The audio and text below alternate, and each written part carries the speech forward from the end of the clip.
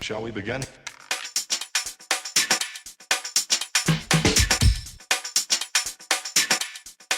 Let's begin now.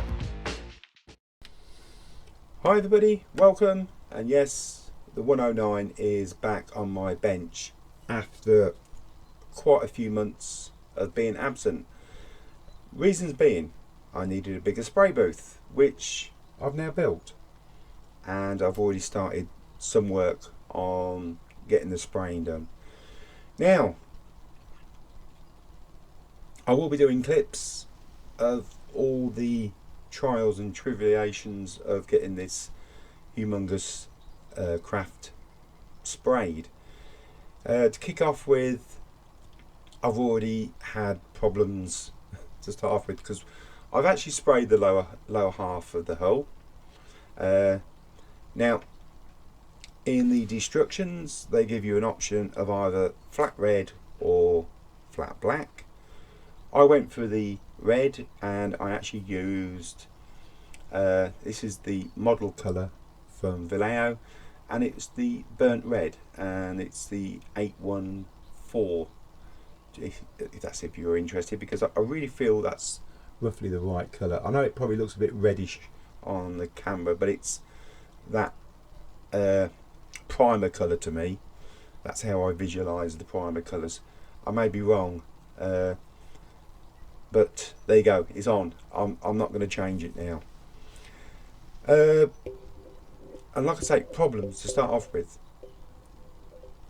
Very big boat, lots of bits sticking out, very difficult even with the extra large spray booth that I made up. Very difficult to manoeuvre and to get into position to spray. Actually caused quite a bit of damage as I was trying to manoeuvre it into different positions. So I've now got to go back to the drawing board and try and work out a few little jigs or something like that to hold this in different positions while I'm spraying. Trying to spray the lower hull, ended up breaking the mask off, ended up knocking the propellers off, bits and pieces like that. It's all damage that I didn't want to happen, not this late in the game, if you understand what I mean. But it's happened, and hopefully by my mistakes, if you're building one, you won't make the same mistakes and go about it slightly different way. In hindsight, I really should have sprayed the lower half before I put the top on, and then just protected that all up with probably masking tape and cling film and stuff like that. That would have been a lot easier, because you could have sort of had it in your lap to do the masking and all things like that, because that's the biggest thing, because I need now to run a line all the way through to from the stern to the from the stern to the bow, should I say. I'm trying to get this nautical wording up right, and it starts pretty high at the back, and it literally comes to a disappearing point about there, and then it shifts underneath to the lower hull and finishes on the bow just about here.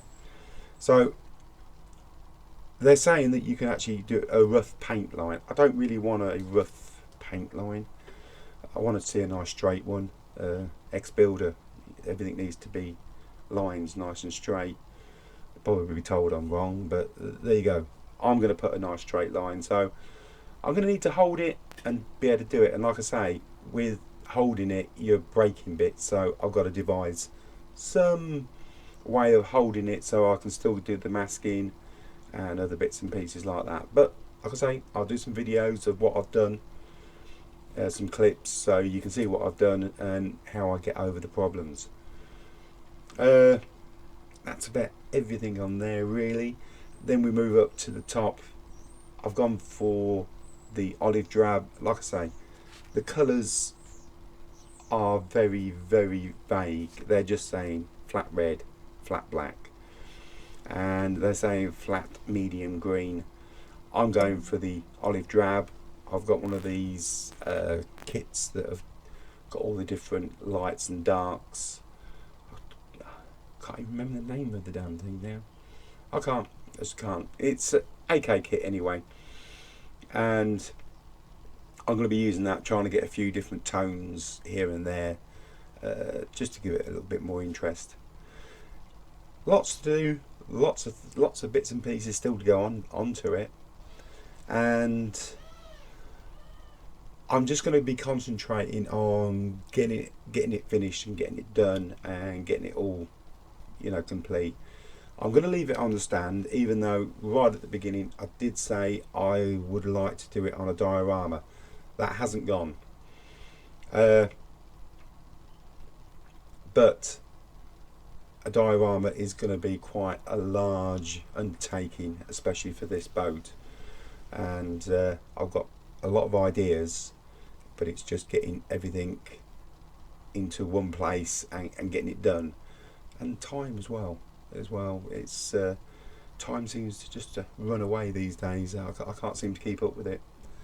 So it's not something that I've totally thrown to one side. It's something I will be coming back to.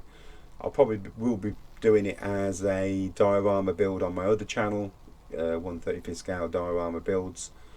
I'll probably put it onto there and do a blow by blow sort of build on it, so you can see exactly where that's going. So that is it really. This is just a update for the people that have been asking, am I going to do an update? She's back on the bench, and I'm going to get on and get her done. So on that note, I'm going to end this video, and I'm just going to say thank you very much for joining me, and hopefully we'll see you on the updates.